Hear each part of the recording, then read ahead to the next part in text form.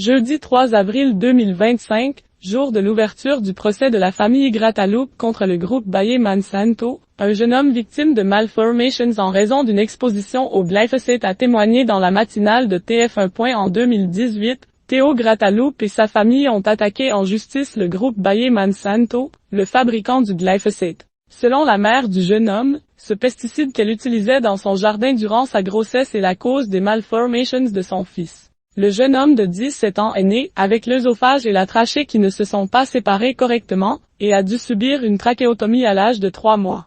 Jusqu'à ses 7 ans, il devait se nourrir à l'aide d'une sonde implantée dans l'estomac. En tout, l'adolescent a subi 55 opérations afin de pouvoir parler et respirer correctement par un trou dans la gorgette. Alors que son procès contre le géant de la chimie s'ouvre ce jeudi 3 avril à Vienne, Isère, Théo s'est confié sur ses problèmes de santé dans la matinale de TF1.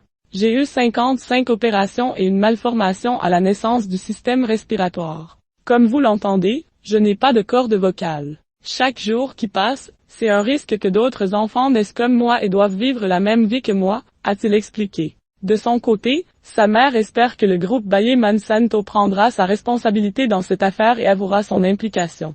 Maintenant, ce qu'on veut voir reconnu, c'est la responsabilité de Monsanto et son comportement fautif dans le fait d'avoir minoré la toxicité du glyphosate pour des cas de malformations, a-t-elle confié. Un procès très attendu pour cette mère de famille, ce procès est l'accomplissement d'un long combat judiciaire qui dure depuis de nombreuses années. On a été très seul pendant très longtemps. Je dirais pendant les 10 premières années, on criait dans le vide. C'était vraiment ça. On criait dans le désert, et après, c'est seulement progressivement que des gens se sont joints.